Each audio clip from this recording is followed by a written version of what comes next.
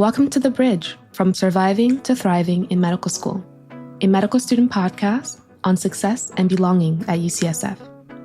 This series explores how medical students succeed and thrive in medical school through important relationships, academic support, well-being, and career exploration. I'm your host, Alvin Gwonga, a second year, or should I say third year now, medical student at UCSF. Thank you for joining us. We know that it takes a village of support to get through medical school.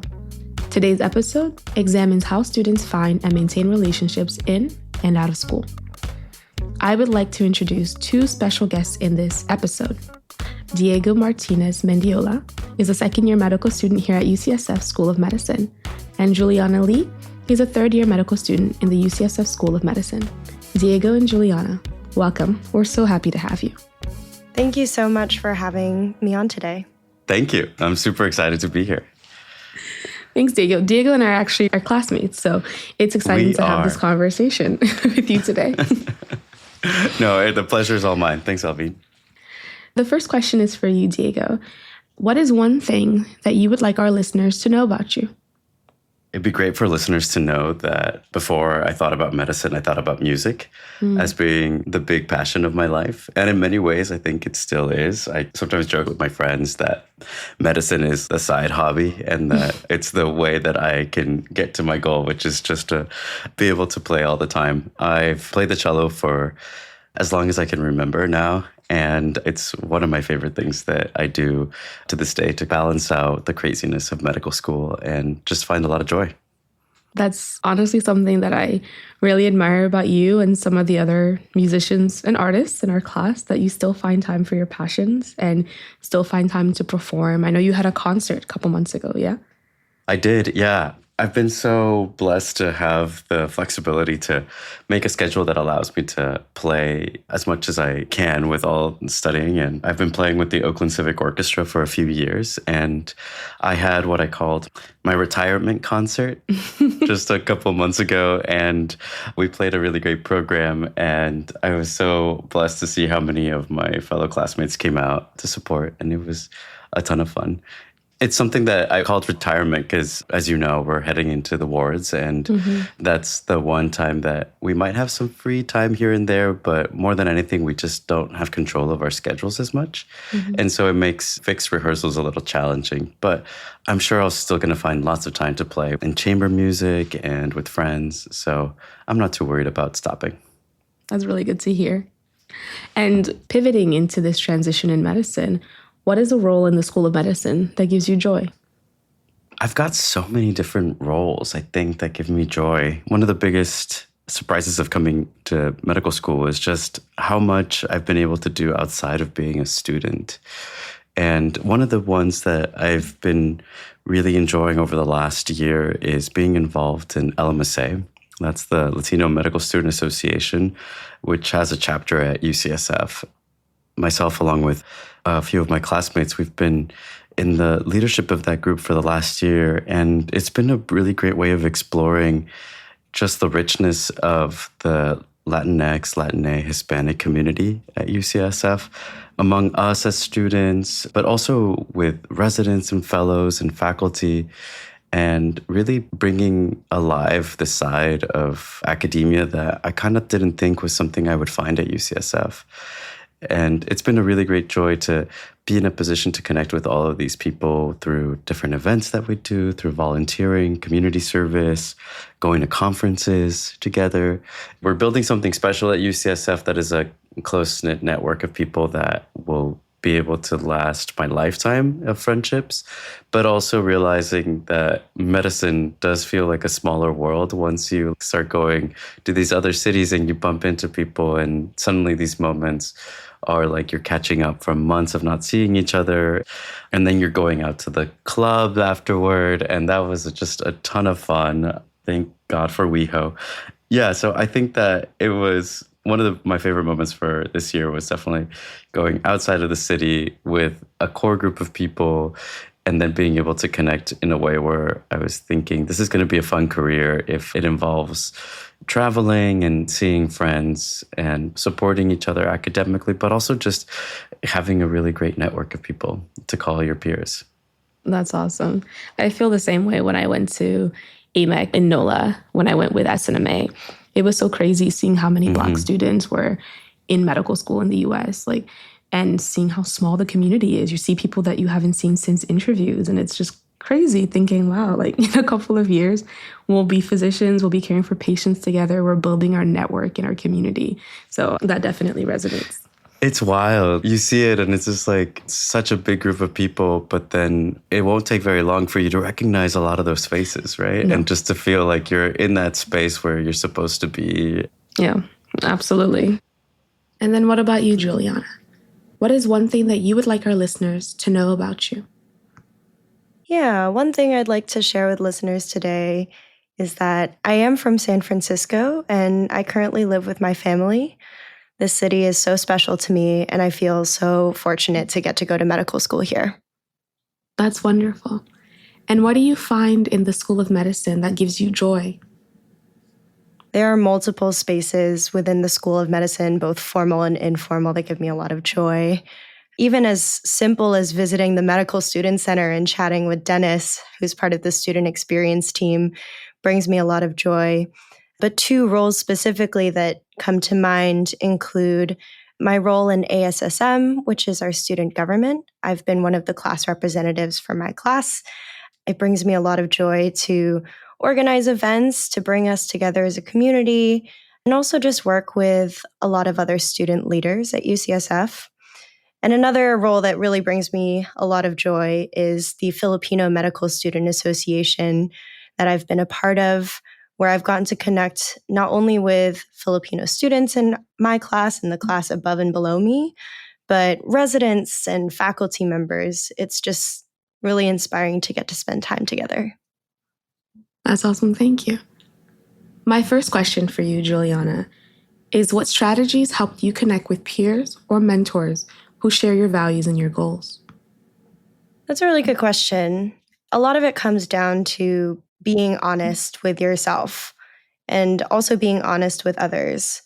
And I think that can be hard in some ways, in the sense that you're slowly developing a new identity as a physician or a medical professional. So you're learning a lot of things about yourself. But really, when it comes to connecting with others and trying to get a sense of whether we have a future connection or relationship in common, I just ask myself, did I really feel genuinely interested in that conversation? Did I feel like I was presenting myself authentically and actually wanted to hear the things that they were sharing? That level of self-awareness is really important, and it takes time to develop. But checking in with yourself after you spend time with a person or have a conversation with a mentor or a peer, and be true about whether that felt right to you and continuing to pursue that. I think also it makes sense that you need to be honest with others about what you're looking for. So sometimes in academic spaces, I'll be really clear with people about what I want to get out of a certain experience, whether it's I want to work together and put on this event, or I really want to develop this certain skill. That level of vulnerability and honesty can help you foster genuine connections.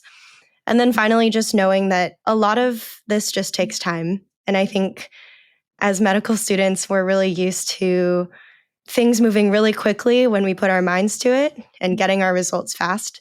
But knowing that finding the right people and the right spaces for yourself takes time. And things work out better when you give it a chance and you give yourself the option to be vulnerable with others and allow them the time to be vulnerable back. No, that's a really good point, especially what you mentioned about really understanding what your values are and being honest with your mentors about what you want from that relationship. My next question for you has to do a little bit about maintaining relationships. How do you find that you're able to maintain relationships and stay connected with your community while you juggle medical school, especially for someone like me as I transition from preclinical to rotations? What were some ways that you stayed engaged with mentors or peers, even when you were physically distant or in different stages of training?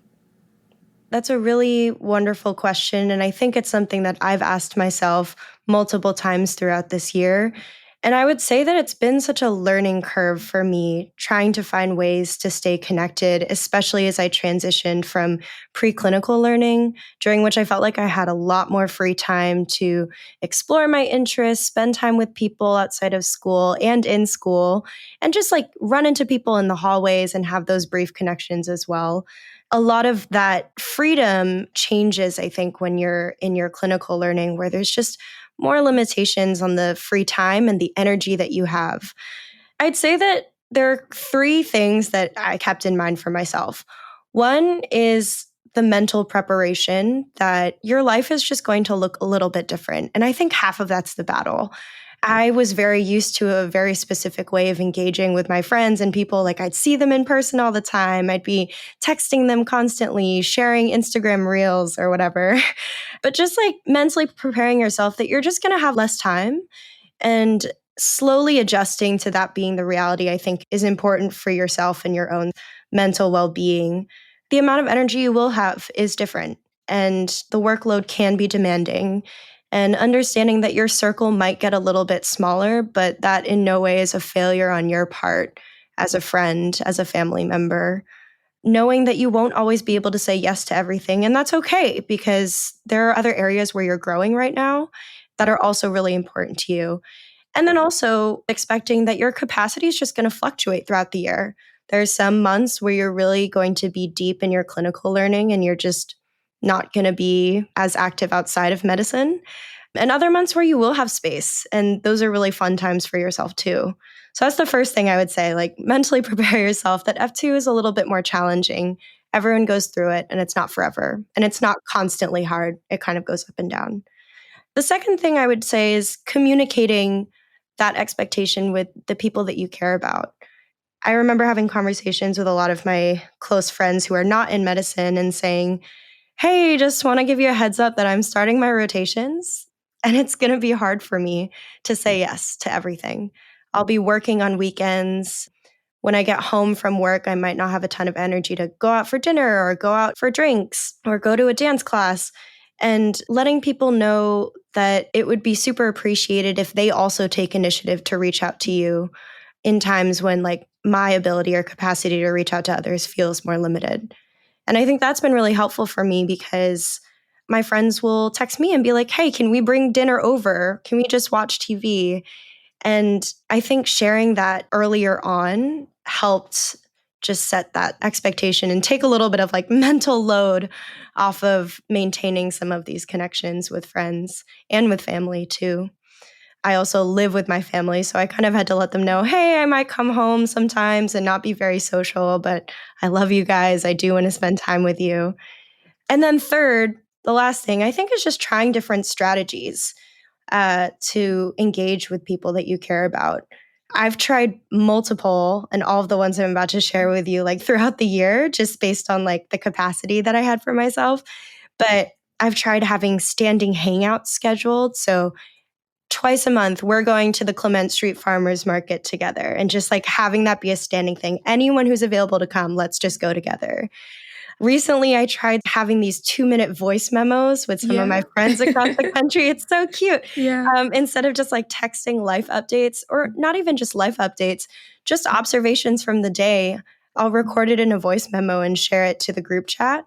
And then everyone will share their 2-minute voice memo. And that's one way for us to kind of feel present in each other's lives.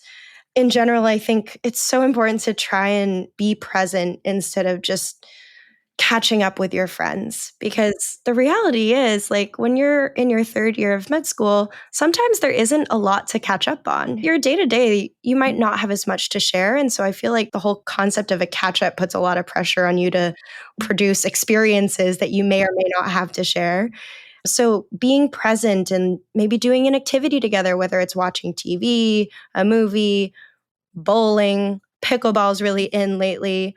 So you're like creating memories together instead of just focusing on like what the last couple of months have looked like for you, and really having these intentional moments of joy and celebration to bookend long periods of studying. At the beginning in your intro, Julianne, you mentioned the communities that you're part of. You mentioned that you're part of ASSM, and then is it the Filipino Student Association here at UCSF? Can you tell me a little bit about the communities that you engage in outside of medical school and even in medical school, and how they contribute to your sense of balance or your identity? Yeah, absolutely. I feel so lucky that there are multiple spaces outside of medical school that I've found people who I really, really connect with and really, really care about. And I think really just enrich my life in so many different ways. As I mentioned, I did grow up in San Francisco, so it's nice that I have some high school friends. I really want to shout them out that I've reconnected with over time. But even outside of that, something that's always been really important to me is music and creating music with others. Like growing up, I was in choirs and a cappella and musical theater. And a lot of the joy in music for me has been sharing it with other people, not just creating it alone in my bedroom, which I do as well. But I'm so lucky because earlier during my first year of medical school, I found other people who also love to create music. And we formed a med student band. And the name of our band is Radiohead, which is like the bone in your arm. It was so much fun, just like a chance to have a karaoke moment with all of our friends and have something to work on together that isn't medicine really, really fills my cup. At the same time, like outside of the band and outside of medicine completely, I've been involved in the dance community in San Francisco. I started taking dance classes during my second year before clinicals started. It was a new hobby for me, a skill that I'd always wanted to develop. And I was like, let's just try. Let's see what, if I can do a body roll for like a hip hop class. And it's actually just been such a wonderful opportunity and space for me to meet people from different walks of life. And I think continuing to meet people, friends of friends through that community, my circle has really expanded. And I'm so grateful for it. I'm so grateful to have these identities and experiences and connections outside of medicine. It's really easy sometimes to just identify as a medical student. You spend like 10 plus years of your academic life preparing for this school that you're going to go to. And it takes up a huge part of your life, and that's a good thing. And all of us are really committed and excited about medicine. But it's also good to feel like there are other parts of your life that are developing and active, even if they're not growing as much as before clinicals. It's so meaningful to me to get to participate and push my growth in those areas. And it's nice to not be talking about medicine all the time or feel like you have to explain hyponatremia to people. You can just be like, yeah, like work was work, but I'm here to be present. I'm here to sweat a little, to dance. It's so important to have that balance outside of school. I'm very happy that you've still been able to manage to maintain these aspects of your identity, even in clinicals, because when they talk about third year, it's like this block, this dark cloud of like, your life is over. There's nothing you can do. But it sounds like you've really been intentional about maintaining your community, learning this new skill, and just continuing music. That's such a big part of your life. My most important question for you is, are you able to body roll now? Oh my gosh. From my standpoint, I feel like I've definitely made a lot of progress. I'm now working on the arm wave and the pop and lock. But the body roll, I feel like I've got that down. So we'll see if my friends at dance agree. No, that's awesome. That's awesome. Yeah.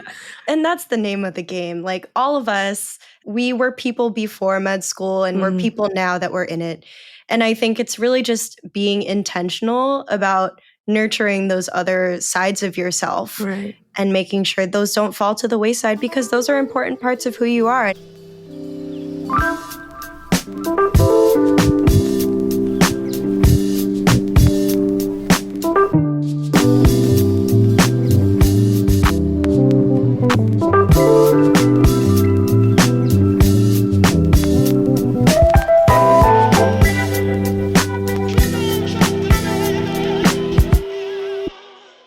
My next question is for you, Diego. Thinking a little bit about your community here, can you tell me what the process of finding your people has been like at UCSF? Were there things that worked for you or things that could have gone a bit smoother? As far as finding people, I think a lot of that came about not through my own searching. It actually was more artificial, I think. As you know, we get organized into these groups that are set before we even step on campus, probably. Small groups and CMC groups and anatomy groups. And I've been really so surprised by how these groups have been an integral part of how I came to find myself in school and build relationships with it. So I think that a lot of it was just sort of trusting the process, that I was in a space where classmates were probably somewhere along the same wavelength as I was, and that I could just lean into these groups and see what worked and what doesn't work. And I've been so fortunate because of these predetermined groups. I've met a lot of people that I'm not sure now I would have had the opportunity to be able to cross paths with. And I think that's happened in a way where it really has expanded my network, because there's the curriculum-based groups, but there's also, like I mentioned, LMSA was one where being in the leadership of that put me in a group of people that were elected. And so that was a really great way for me to make new friends. So I think that's been a really big part of what I would consider my own personal success, and feeling like I found community here, is just not necessarily having to work hard at it, rather just kind of leaning into these different groups that sort of organically form. Maybe something that could have helped earlier on was recognizing that there might be some challenges with my own logistics of home life too. I live in Berkeley, so I'm one of the few students that actually commutes into the city whenever we need to be in person. And I think that I could have earlier on given myself some more grace of realizing that I had more time than I first thought of, like, creating friends and establishing who I was in school. I think that when I started, I was super concerned with, okay, I have to find a group before they solidify, like, even if you don't intend it. I think that that middle school mentality creeps in the first week of orientation. And maybe if somebody else has to balance a life after 5 o'clock at home more than perhaps their peers do, to just give yourself a chance to be like, it's okay. You've got plenty of time to meet people. You're not at this critical point where you need to like find that crew and congeal, because otherwise you're going to be left out. Like, that's not the case at all, because I've just found that throughout the year, I keep on making new friends, and it's just been such a pleasure. And so maybe that's what I would do differently, is just allowing myself time to not stress about there's like a one particular point at the beginning of the year that it all matters. Even as I think about our transition into clerkships, I've been reminded by so many of the upperclassmen, and even Dennis at the MSc, who says that relationships keep forming, especially in third year, as now we transition into our clinical roles and the seriousness that comes with it. We form new community with the people that we're doing our rotations with. So there are always opportunities. And I think the big defining factor is if we allow ourselves to be open to building new relationships and forming those bonds. And you're someone who is so open to meeting new people. So I think that's been a big strength of yours. And now, thinking a little bit about both your personal life and your academic life, can you talk to me about what it's like to balance life inside and out of medical school? I feel like it's an art to be able to do it. And it's something that is a continual work in progress. I proudly say that I have quite a bit of a life outside school. I arrived to school many years after most of my peers. I had like a full-on career in clinical research for the longest time. And it was only after maybe 7 or 8 years of doing clinical research that I decided to take the dive into medicine. So in that time course, I was able to form a lot of relationships. I met my partner, with whom I've been for a long time. We have a dog, a tiny Great Dane who's only 110 pounds, which, mind you, is pretty small for a Great Dane. And we live in Berkeley. And when we think about life together, it's a question of thinking about where he's at in his career and where we're at together. And so it was really important for me to go into this process of medical school realizing that a big part of what I consider really great responsibilities is also upholding my side of a house and being able to be present and hopefully not sacrifice a lot of the things that we had built up until that point. So a lot of that looks like a balance of having a really good shared Google Calendar. And, I could always improve on it. I'm sure he could say if he could be invited to this podcast, but he's not. So I'm going to pretend like I'm really good at actually balancing the kind of things in the shared calendar and trying to remember that we tend to go to the Ilios a lot to see what we have going on in medical school every day. But if not physically, then mentally, I also have open the other calendars so that I can fit in the other parts when I can in these gaps with medical school to be able to be supportive, because I'm really blessed to be at a point where my success is also reflected in his success and my family. And that's a big part of what brings me a lot of joy. So I think that it comes down to a lot of organizational things, of understanding that I try to hit a cutoff of like 6 p.m. at school is my maximum. And then I try to maintain as much as I can the weekends for a little balance of school-related things, but then also just dedicating time to my home. And it's been a really great way for me to start this process by putting barriers very firmly between what I call my West Bay life and my East Bay life, where home is. And it's been really surprising how it's helped me be able to prioritize my studying and really be as efficient as I can, because in the back of my head, I tell myself like the weekend's coming and I don't want it to occupy a lot of that time that I would give to these other things. And same thing for school time, right? Like, how can I maximize what I have here in order so that I can then return to things that are also really important to me outside of this space? What worked for me was creating these actual cutoff times and then being like, whatever can happen in this time, great. And if it doesn't finish, I think it's going to be fine too. And so far, at least in our F1 journey, it's proven to be true that you don't have to finish that last card. You don't have to like finish that last lecture. There's usually time later on to catch up. I love that. I love that a lot, because I think it's very mindful. It's very demure. It's very... we try. We try. I love the perspective that you have of having worked for 7 years prior and having had this break from being a student to being a student again has really allowed you to hone in like what's important to you. And that's something that I think is a consistent part of this journey in medicine, of like what is important to you that isn't just the patients, isn't the career, isn't the academic side of medicine.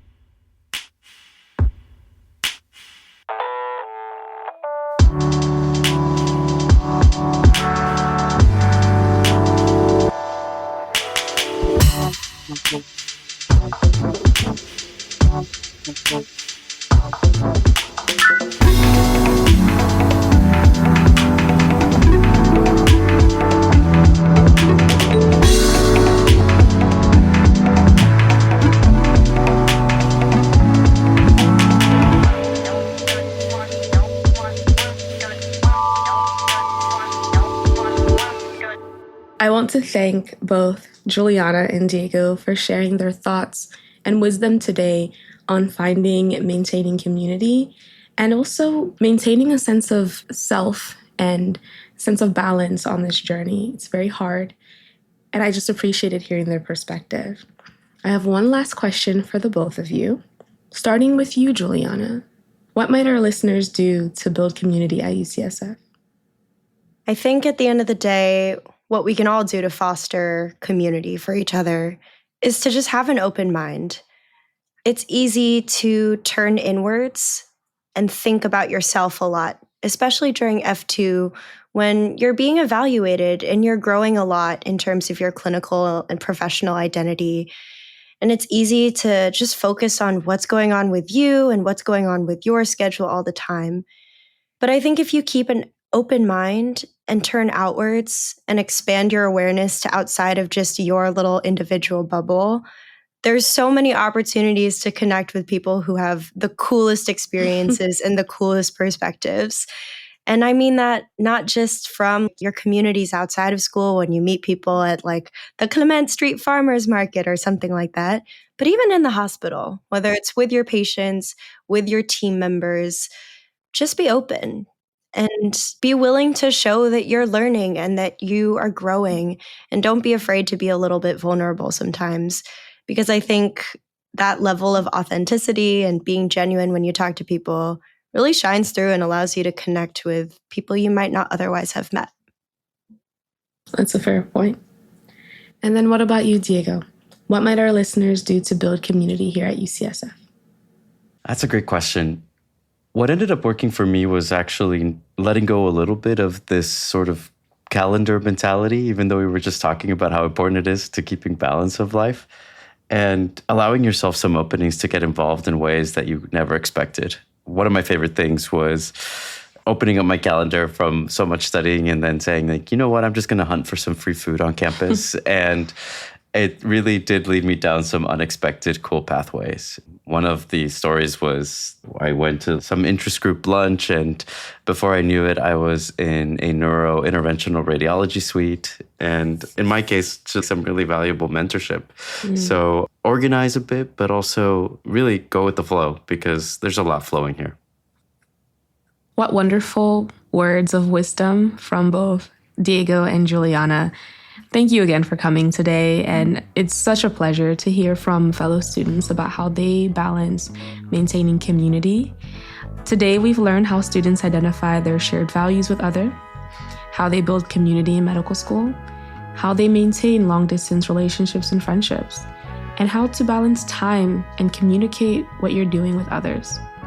Thank you so much for joining us in this episode, and don't forget to tune in to others in this series on medical student success. And I hope you have a wonderful day.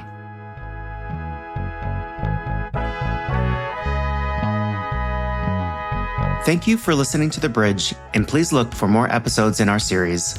The Bridge is brought to you by the UCSF Academy of Medical Educators Innovations for Funding in Education program. Our hosts are Alvin Glanga and Dr. Nakai Corral. Our production staff are Dr. Eric Hung and Valerie Jones. Our sound engineer is John Oliver. Our music is by Duke Q, Wax Roof, Mabanwa, and Les Imprimes, courtesy of Big Crown Records.